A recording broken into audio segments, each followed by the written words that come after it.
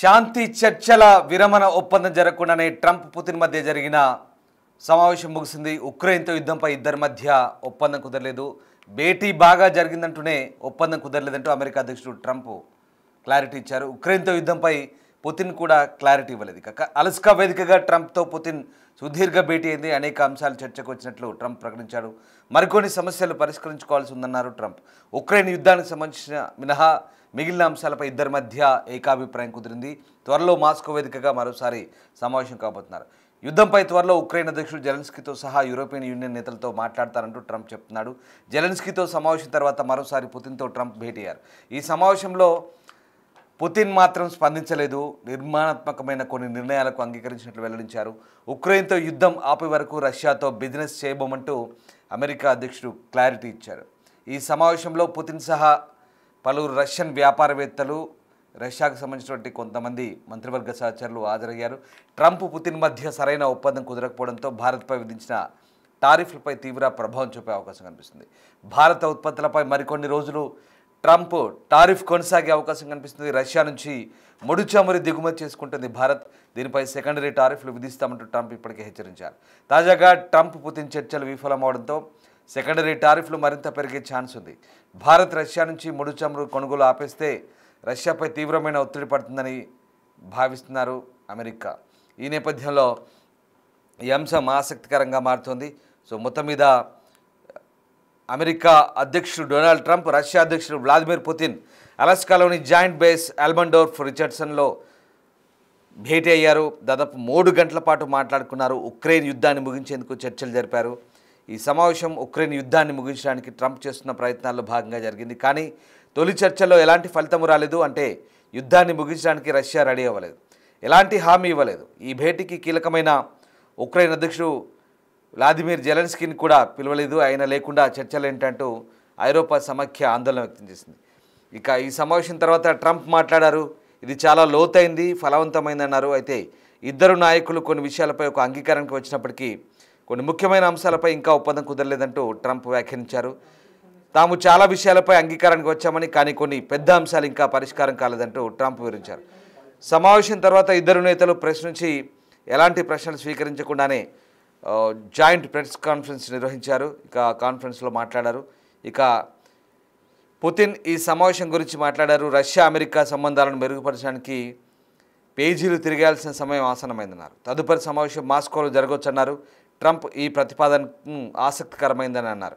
అయితే ఇది కొంత వివాదాస్పదంగా ఉండవచ్చన్నారు. జో బైడెన్ బదులు ట్రంప్ అధ్యక్షుడిగా ఉంటే అసలు ఉక్రెయిన్ యుద్ధమే వచ్చేది కాదంటూ పుతిన్ కూడా వ్యాఖ్యానించారు. మొత్తం మీద ఈ సమావేశం చాలా ఆసక్తిని రేపింది. ప్రపంచ మీడియా కూడా పూర్తిగా అక్కడే తిష్ట వేసింది. ప్రపంచమంతా కూడా ఆసక్తిగా గమనించింది. ట్రంప్ పుతిన్ సమావేశంలో ఎలాంటి పరిణామాలు చోటు చేసుకుంటాయి, ఏం జరగబోతుందని ప్రపంచమంతా ఆసక్తిగా ఎదురుచూస్తుంది. ఇక ఈ సమావేశం ముగిసిన తర్వాత జాయింట్ ప్రెస్ కాన్ఫరెన్స్లో ఇరువురు నేతలు మాట్లాడారు. ఒకసారి చూద్దాం.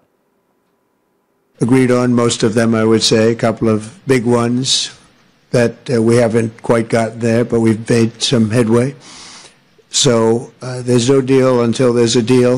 I will call up NATO in a little while. I will call up the various people that I think are appropriate, and I'll of course call up President Zelensky and tell him about today's meeting. It's ultimately up to them. They're going to have to agree with what Marco and Steve and some of the great people from the Trump administration who've come here, Scott and John Ratcliffe. Thank you very much. But we have some of our really great leaders. They've been doing a phenomenal job. We also have some tremendous Russian business representatives here, and I think everybody wants to deal with us. We've become the hottest country anywhere in the world in a very short period of time, and we look forward to that. We look forward to dealing. We're going to try and get this over with. We really made some great progress. ఈ సమావేశానికి ముందు యుద్ధానికి సంబంధించి ముఖ్యంగా యుద్ధాన్ని ఆపడమే ముగించడమే తన లక్ష్యం అంటూ ట్రంప్ మరొకసారి ప్రకటించినప్పటికీ సమావేశానికి ముందు మరోవైపు ఉక్రెయిన్పై రష్యా దాడులు మాత్రం కొనసాగించింది. మొత్తం మీద సమావేశం 3 గంటల పాటు కొనసాగింది. అయినప్పటికీ కూడా ఎలాంటి ఫలితము లేని పరిస్థితి. ఇక ఈ సమావేశంలో ఫలితాలు ఇంకా స్పష్టంగా లేవు. కానీ ట్రంప్, జెలెన్స్కీ, నాటో ఇతర అధికారులతో తర్వాత చర్చలు జరుపుతారంటూ చెప్తున్నారు. ఈ సమావేశంలో ఉక్రెయిన్ యుద్ధాన్ని ముగించడానికి ఒక ప్రాథమిక అడుగు అనుకోవచ్చు, కానీ అది గణనీయమైన ఫలితాలు సాధించలేని పరిస్థితి. రాబోయే నెలల్లో మరిన్ని చర్చలు జరగవచ్చును, బహుశా జెలెన్స్కీ కూడా అందులో చేరవచ్చంటూ ట్రంప్ అంటున్న పరిస్థితి కనబడుతుంది. సో మొత్తం మీద 3 గంటల పాటు సుదీర్ఘంగా జరిగినటువంటి ఈ సమావేశంలో పూర్తి స్థాయిలో ఎలాంటి ఏకాభిప్రాయం కుదరలేదు. మరొక సమావేశం మాస్కోలో ఉండబోతుందంటూ అటు పుతిన్ కూడా చెప్తున్న పరిస్థితి. సో మొత్తం మీద 3 గంటల పాటు సాగిన ఈ సమావేశంలో ఎలాంటి యుద్ధానికి సంబంధించిన శాంతి ఒప్పందం ప్రకటన కానీ కాల్పుల విరమణ ప్రకటన కానీ చేయలేదు. అంతకుముందు ఇరువురు నేతలు అలస్కాలోని యాంకరేజ్ చేరుకున్నారు. అక్కడ పుతిన్కు ట్రంప్ ఘన స్వాగతం పలికారు. ఇరువురు నేతలు కరాచాలనం చేసుకొని ట్రంప్కు చెందిన వాహనంలో సమావేశ ప్రాంగణానికి చేరుకున్నారు. విమానాశ్రయంలో ఇరువురు నేతలు మీడియా అడిగిన ప్రశ్నలకు సమాధానం చెప్పకుండా వెళ్ళారు. సో ప్రపంచ దేశాలన్నీ ఈ భేటీని ఆసక్తిగా గమనించాయి. ఎలాంటి ప్రకటన వెలువడుతుందోనంటూ అందరూ కూడా ఆసక్తిగా ఎదురుచూశారు. అయితే అప్పటికే అందరూ ఊహించిన విధంగా విలేకరులు అడిగిన ప్రశ్నలకు సమాధానం చెప్పకుండా తాము చెప్పదలుచుకుంది చెప్పి ఇరువురు నేతలు కూడా వెళ్ళిపోయిన పరిస్థితి కనబడుతుంది. రైట్, మా కొలీగ్ శివ జాయిన్ అవుతున్నారు ఢిల్లీ నుంచి. శివ, ట్రంప్ పుతిన్ భేటీ ఎలాంటి పర్యవసానాలకు దారితీసింది? ముఖ్యంగా అంటే ఈ భేటీలో ఎలాంటి చర్చలకు సంబంధించి, శాంతి ఒప్పందానికి సంబంధించి కానీ ఎలాంటి క్లారిటీ లేకుండానే భేటీ ముగిసింది. తర్వాత ఇంకా తదుపరి భేటీ ఉండబోతుందంటూ మాస్కోలో పుతిన్ వెల్లడిస్తున్న పరిస్థితి. అంటే ప్రస్తుతం ఇదొక అడుగు మాత్రమే అనుకోవాలా? పూర్తి స్థాయి క్లారిటీ అయితే లేదు, కానీ ఈ భేటీ తర్వాత ఏదో జరగబోతుందంటూ అంతా ఊహించారు, కానీ అనుకున్నట్టుగా ఏది జరగలేదు. సో ఎట్లాంటి అభిప్రాయాలు వ్యక్తమవుతున్నాయి ఈ భేటీకి సంబంధించి? సో అండ్ ముఖ్యంగా ఈ భేటీ తర్వాత ఎలాంటి పర్యవసానాలు ఉండే అవకాశం ఉంది ఇప్పుడు? ఇటువంటి క్లారిటీ రాకుండానే అలస్కాలో ఇద్దరు దేశ అధినేతల మధ్య భేటీ ముగిసింది. ఇటు ట్రంప్ అలాగే పుతిన్ నిన్న అలస్కాలో భేటీ అయ్యారు. ఎయిర్పోర్ట్ లో ల్యాండ్ అయిన పుతిన్ కు ట్రంప్ ఘన స్వాగతం పలికారు. ఇద్దరి మధ్య కీలకంగా 3 గంటల పాటు అయితే చర్చలు జరిగాయి, కానీ ఎటువంటి ఒప్పందం జరగకుండానే ఈ భేటీ ముగిసినట్లుగా కూడా తెలుస్తోంది. దానిలో భాగంగానే ఏదైతే ఉక్రెయిన్ యుద్ధంపై ఇద్దరి మధ్య ఒక ఒప్పందం అనేది కుదరనట్లుగా కూడా తెలుస్తోంది. భేటీ బాగా జరిగిందంటూనే ఒప్పందం సంబంధించి కుదరలేదనేది అమెరికా అధ్యక్షుడు ట్రంప్ ఒక క్లారిటీ ఇచ్చినట్టు కూడా తెలుస్తోంది. అయితే ఉక్రెయిన్ తో యుద్ధంపై క్లారిటీ ఇవ్వలేదు పుతిన్. అలస్కా వేదికగా ట్రంప్ తో సుదీర్ఘంగా అయితే భేటీ జరిగింది. భేటీలో అనేక అంశాలు చర్చకు వచ్చినట్లుగా కూడా తెలుస్తోంది.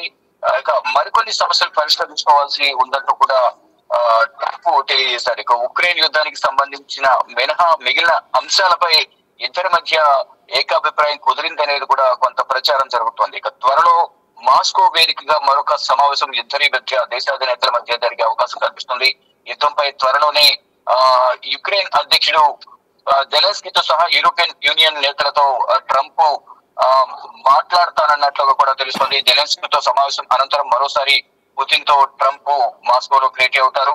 ఇక నిర్మాణాత్మకమైన కొన్ని నిర్ణయాలకు అంగీకారం తెలిపినట్లుగా కూడా వెల్లడించారు. ఇక ఉక్రెయిన్ తో యుద్ధం ఆపే వరకు రష్యాతో బిజినెస్ చేయబోమని కూడా అమెరికా అధ్యక్షుడు క్లారిటీ ఇచ్చారు. ఇక ఈ సమావేశంలో పుతిన్ తో సహా పలువురు రష్యన్ వ్యాపారవేత్తలు కూడా పాల్గొన్నారు. ట్రంప్ పుతిన్ మధ్య సరైన ఒప్పందం కుదరకపోవడంతో భారత్ పై విధించిన టారిఫ్లపై తీవ్ర ప్రభావం పడబోతోంది. ఇక భారత్ ఉత్పత్తులపై మరికొన్ని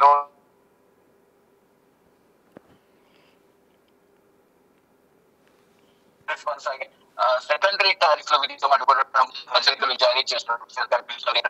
ట్రంప్ పుతిన్ చర్చలు విఫలం కావడంతో సెకండరీ టారిఫ్లు మరింత పెరిగే అవకాశం ఉంది. భారత్ రష్యా నుంచి ముడి చమురు కొనుగోలు ఆపేస్తేనే ఈ ట్రంప్ టారిఫ్లు తగ్గించే అవకాశం అయితే ప్రధానంగా కనిపిస్తుంది. రష్యాపై తీవ్రమైన ఒత్తిడి పడుతుందని అమెరికా భావిస్తున్న నేపథ్యంలో ఈ క్రమంలోనే భారత్ పై ట్రంప్ టారిఫ్ల మొత్తం ముగిస్తున్నారు.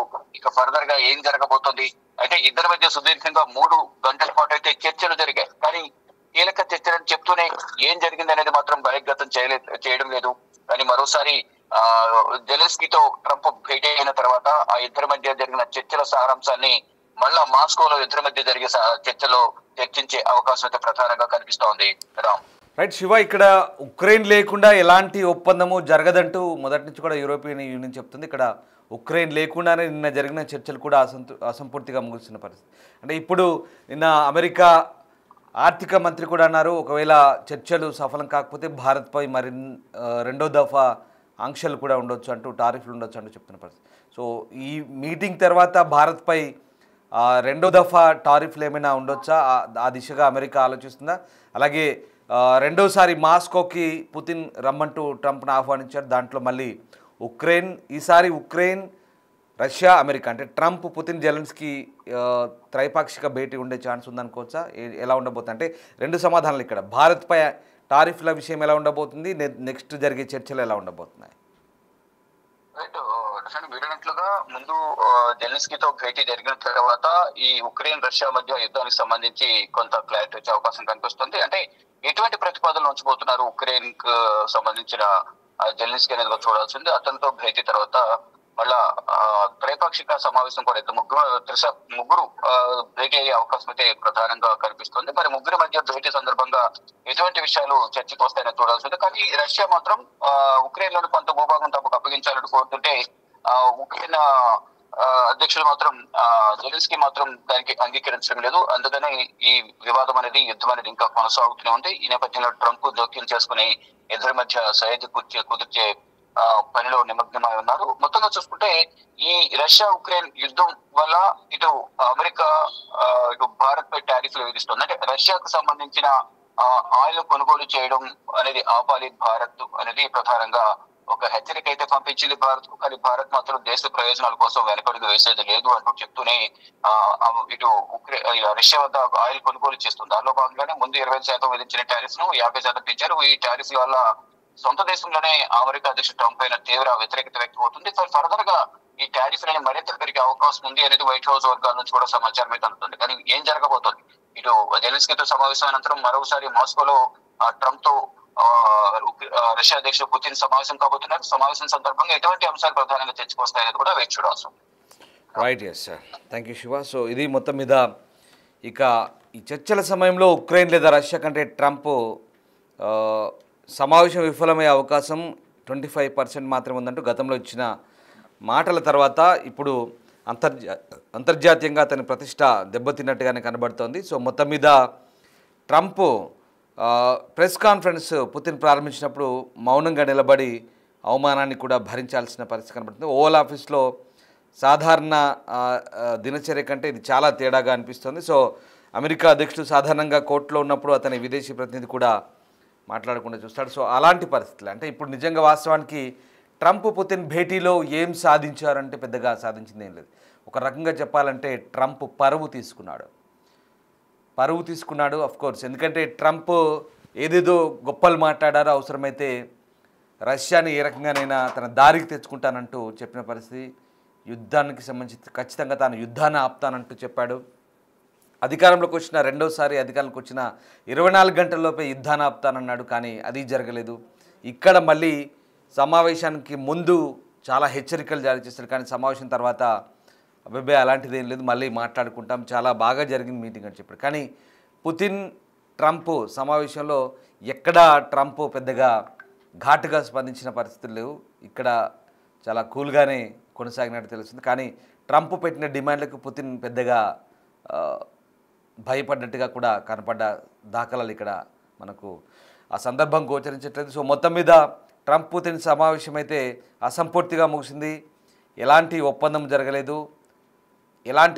జరగలేదు కాబట్టి ఇది ట్రంప్కు అవమానకరంగా మనం భావించాల్సి వస్తుంది. ఎందుకంటే ట్రంప్ ఏదో చేద్దామనుకున్నాడు కానీ ఏది కుదరలేదు. పైగా ఈ ఒప్పందం చేసి ఇక ఏకంగా నోబెల్ శాంతి బహుమతి నామినేట్ అవుదాము, నోబెల్ శాంతి బహుమతికి పోటీదారుగా మారదామనుకున్నాడు. కానీ ఎక్కడ ట్రంప్ ఆశలన్నీ కూడా గల్లంతైనట్టుగా కనిపిస్తుంది. సో మొత్తం మీద సరే, ఆ అంశాలు ఎలా ఉన్నా పుతిన్ ట్రంప్ శిఖరాగ్ర సమావేశం ఎలాంటి ఫలితాలు ఇవ్వకుండానే మూసింది. సో ఓవరాల్గా మరొకసారి సమావేశం ఉండే అవకాశం కనిపిస్తోంది. ఎటువంటి ఒప్పందం అయితే ప్రస్తుతం జరగలేదు. కానీ ఇది ఒక అద్భుతమైన స్నేహపూర్వక సమావేశం అంటూ ట్రంప్ చేసిన వ్యాఖ్యలు అయితే ఆసక్తి గొలుపుతున్నాయి. సో మొత్తం మీద దాదాపు 2.5 గంటల పాటు సమావేశమయ్యారు, షేక్ హ్యాండ్లు ఇచ్చుకున్నారు, చిరునవ్వులు నవ్వారు. అలాగే ఇద్దరు కూడా చాలా సరదాగా గడిపారు. ఉక్రెయిన్లో రష్యా యుద్ధాన్ని ముగించే ప్రయత్నాలపై రహస్య తలుపుల వెనుక ఇద్దరు కలిసి మాట్లాడిన తర్వాత ఒక జాయింట్ కాన్ఫరెన్స్ నిర్వహించారు. కానీ ఉక్రెయిన్పై భవిష్యత్తుకు సంబంధించి ప్రశ్నలకు సమాధానం ఇవ్వకుండా ఇద్దరు కూడా వాళ్ళు చెప్పదలుచుకుని చెప్పి సమావేశాన్ని ముగించారు. మొత్తం మీద ఈ సమావేశం ఎలాంటి ఫలితాలు ఇవ్వలేదు, ఎలాంటి పురోగతి లేదు. కేవలం ఒక అవగాహన మాత్రమే. అంటే దశల వారీగా ఒక సమావేశాన్ని ఒక సమస్యకు సంబంధించి పరిష్కారం సాధించే ముందు కొన్ని విడతలుగా సమావేశం జరుగుతాయి అంటారు కదా, ఆ తరహానే ఇప్పుడు మనకి ఇక్కడ కనిపిస్తుంది. కేవలం ఒక సమస్య పరిష్కారానికి తొలుత ఎలాంటి పునాదులు వేయాలి, సో ఎలా ప్రారంభించాలనే దానికి ఇది ఒక ఉదాహరణగా మనకు కనబడుతుంది.